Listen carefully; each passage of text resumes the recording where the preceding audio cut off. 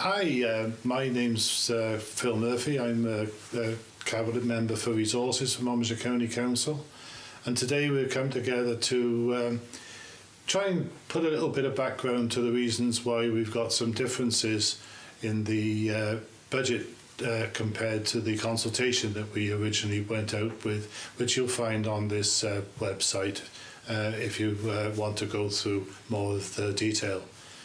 Today I've got Rhian Cook, who's one of our communications officers, and she'll be putting the questions to me. Rhian. Thanks, Phil. Thanks for coming this morning. We just wanted to talk to you today about some of the changes that's happened since it went out to consultation in November. If you could answer some of our questions, just to let everyone know what's happening and how it's going to impact on everybody.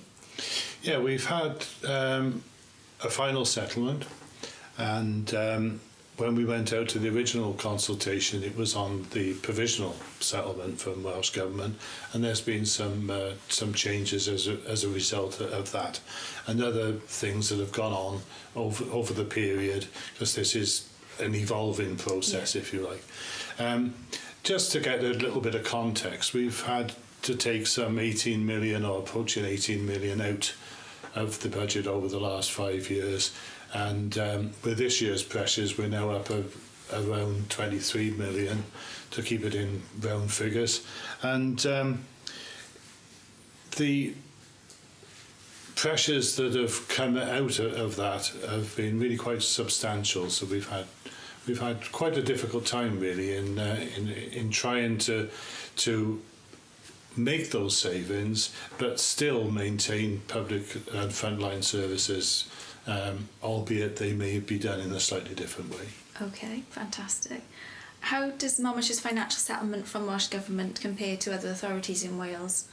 Not very well. We're still 22nd out of the 22 authorities.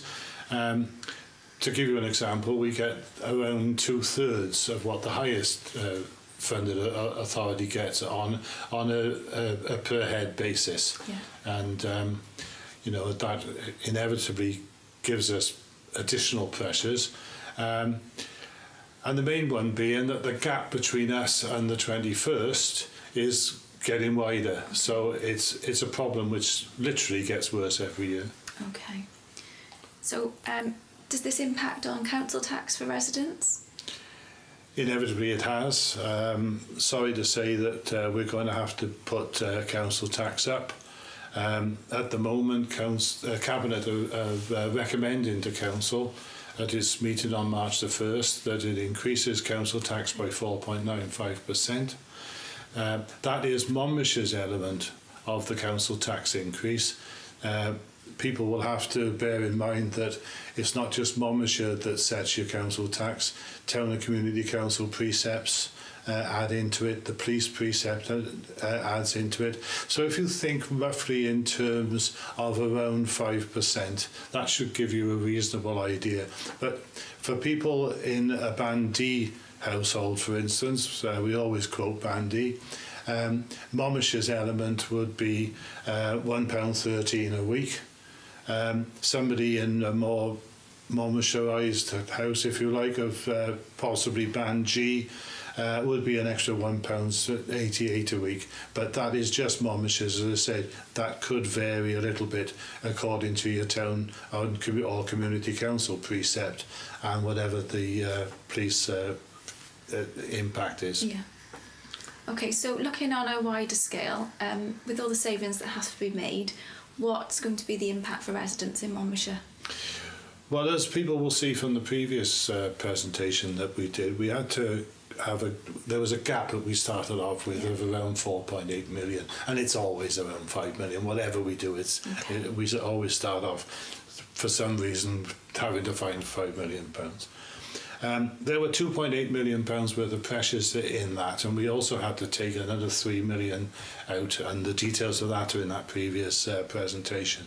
But due to the final settlement, where although originally we were going to be cut by 1%, that was reduced to 0.5%. With the additional pressures that came with it, it was still quite a substantial cut.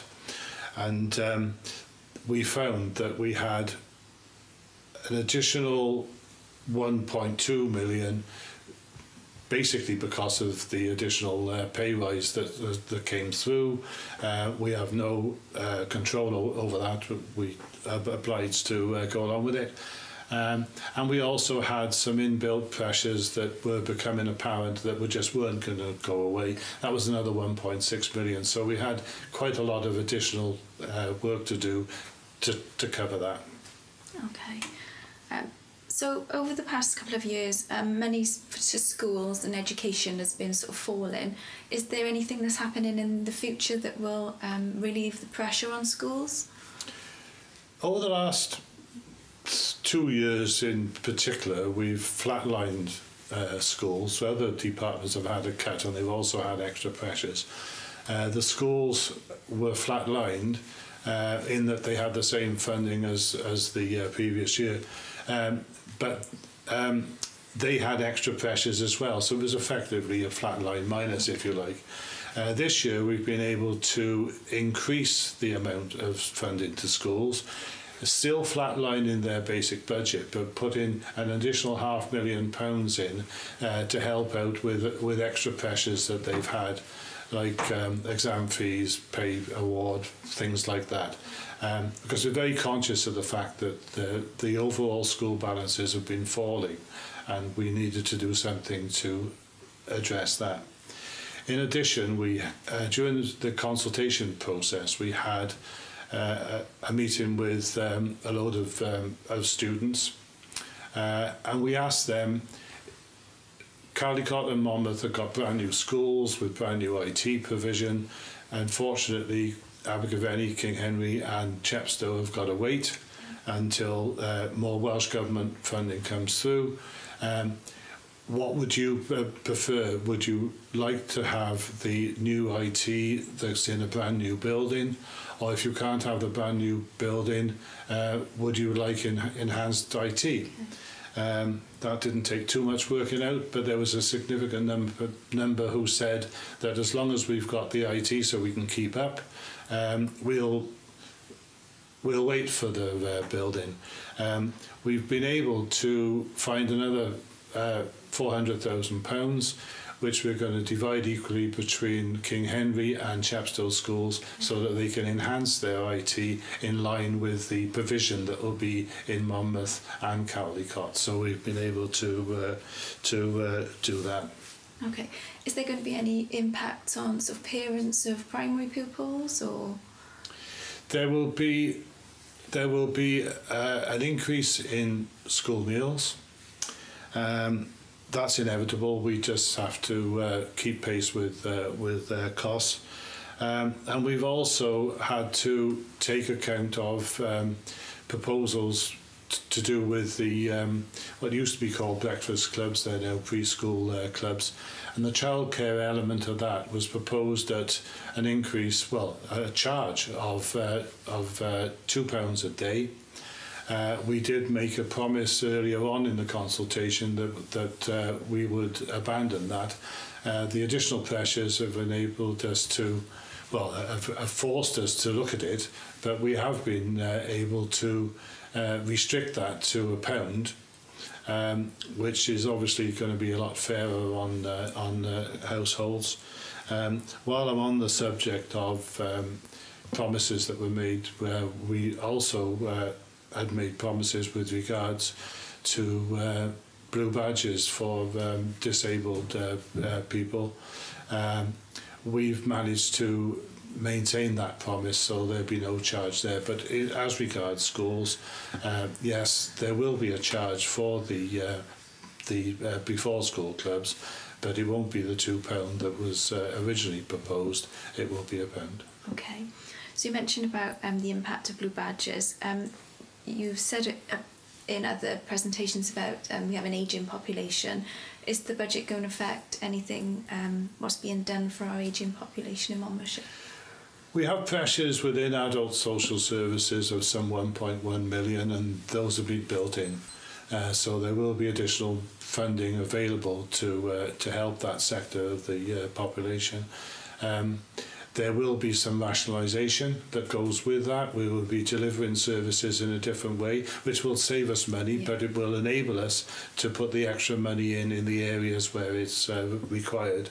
The other thing is that we had committed to put an additional £300,000 into disabled facility grants, and I can confirm that that will stay. So there will be £900,000 available, as was last year, with regards to that, so that we can carry out adaptations in people's houses, which is all part of the policy of keeping them in their own homes for longer, where their recovery rates or their standard of life is so much better. Fantastic. Monmouthshire, we've got a fantastic recycling rate. I understand the Welsh Government has reduced the waste management grant across Wales. What will be the impact of this on residents in Monmouthshire? Well, we looked very hard at this, and there was a strong recommendation that we close some of the recycling sites, in particular Troy at Monmouth and the Usk site, for 2 days a week.